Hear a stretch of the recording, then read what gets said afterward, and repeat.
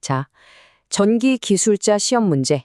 이걸 그냥 시험 통과용이라고 생각하면 좀 아깝죠? 사실 이건 말이죠. 우리 세상을 움직이는 보이지 않는 힘의 원리를 파헤칠 수 있는 일종의 비밀 지도 같은 거거든요. 그래서 오늘은 시험 공부가 아니라 이 전기라는 코드, 이걸 한번 제대로 해독해보는 시간을 갖겠습니다. 그러니까 단순히 정답이 뭐냐를 맞추는 게 목표가 아니에요.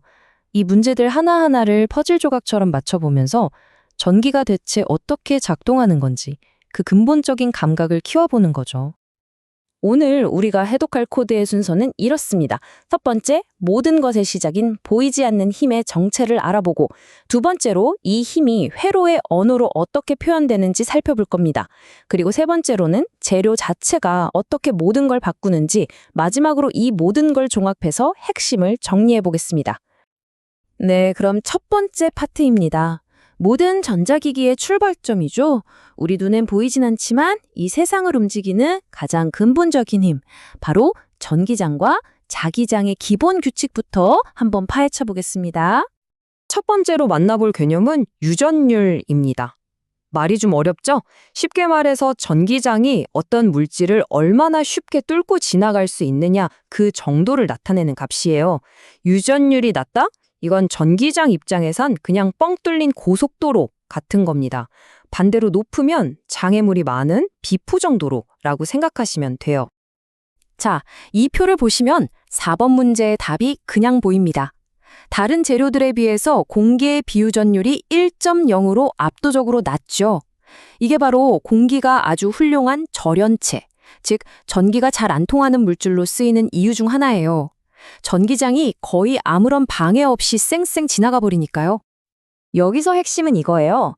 어떤 물질의 진짜 유전율을 알려면 절대적인 기준이 되는 진공의 유전율이라는 값에다가 방금 표에서 본 상대적인 값, 즉 비유전율을 곱해줘야 한다는 거죠.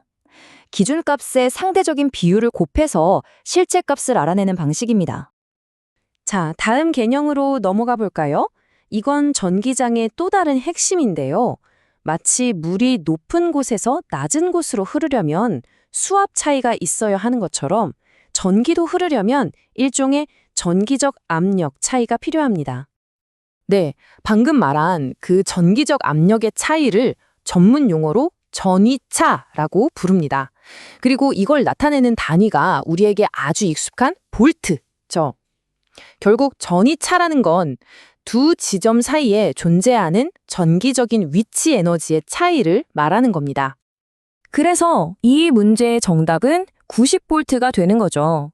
이건 그냥 숫자 90이 아니라 두 지점 사이에 전하를 움직이게 만드는 힘, 즉 전류의 원동력이 될 압력이 이만큼 존재한다는 구체적인 의미를 담고 있는 겁니다. 전기장을 봤으니 이번엔 짝꿍인 자기장으로 가볼까요? 자석의 힘, 즉 자기력의 근원이 되는 그 세기를 나타내는 핵심 단위가 바로 웨버입니다. 자, 그럼 이제 이 보이지 않는 힘들이 실제 회로 안에서는 어떤 언어로 소통하는지 한번 들여다보겠습니다. 네, 이제 그 추상적인 힘들이 스마트폰이나 전등 같은 실제 부품들 안에서 어떻게 움직이는지 살펴볼 시간입니다. 보이지 않는 힘이 어떻게 우리 눈에 보이는 기술로 바뀌는지 그 원리를 들여다보는 거죠. 혹시 전기적 관성이라는 말 들어보셨나요? 인덕턴스가 바로 그런 개념입니다. 우리가 버스를 타고 가다가 급정거하면 몸이 앞으로 쏠리잖아요. 그것처럼 인덕턴스는 전류가 갑자기 변화하는 걸 아주 싫어하는, 그 변화에 저항하는 성질이에요. 공식을 한번 뜯어볼까요? 결국 인덕턴스라는 건 얼마나 적은 전류로 얼마나 강한 자기장을 만들어내느냐의 효율을 나타내는 값이라고 볼 수 있습니다. 코일을 많이 감을수록, 그리고 자기장이 강할수록 커지는 거죠. 여기서 진짜 중요한 건 이겁니다. 커피시터를 어떻게 연결하느냐에 따라 그 성능이 완전히 180도 달라진다는 거죠. 자, 물탱크를 한번 상상해 보세요. 물탱크 두 개를 나란히 옆으로 이어붙이면 이게 병렬이에요. 어때요? 당연히 더 많은 물을 저장할 수 있겠죠? 근데 이걸 위로 쌓아 올리면요? 이게 직렬? 물의 압력은 세지겠지만 전체 저장 용량은 오히려 줄어들 수 있잖아요. 똑같은 원리입니다. 자, 교류 회로에서는 저항 말고도 전류의 흐름을 방해하는 녀석이 또 있어요. 이걸 리액턴스라고 하는데 이 둘은 박자가 서로 안 맞습니다. 이 어긋난 정도를 각도로 표현한 게 바로 위상각이고요. 저항을 밑변, 리액턴스를 높이로 하는 직각삼각형을 그리면 이 공식이 아주 쉽게 이해가 됩니다. 자, 드디어 마지막 회로 문제입니다. 이 문장이 모든 걸 말해주네요. 교류 전력은 그냥 전압 곱하기 전류, 이게 끝이 아니라는 겁니다. 여기에 역률이라는 일종의 효율 계수를 곱해줘야 진짜로 사용된 유효한 힘을 계산할 수 있습니다.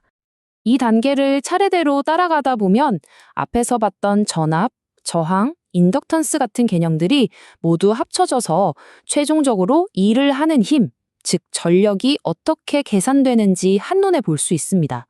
바로 600W가 나오네요. 자, 이제 마지막 기술 개념입니다. 똑같은 회로 설계라도 어떤 재료를 사용하느냐에 따라 완전히 다른 기기가 탄생할 수 있거든요. 물질의 고유한 특성을 어떻게 활용하는지 한번 보시죠. 여기 아주 재미있는 규칙과 예외가 있습니다. 대부분의 물질은 온도가 올라가면 저항이 커지는 규칙을 따르죠. 그런데 서미스터라는 녀석은 정반대예요.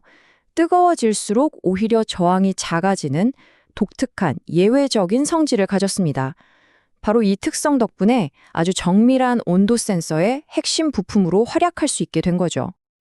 자, 지금까지 여러 문제들을 통해 전기 코드의 조각들을 맞춰봤습니다.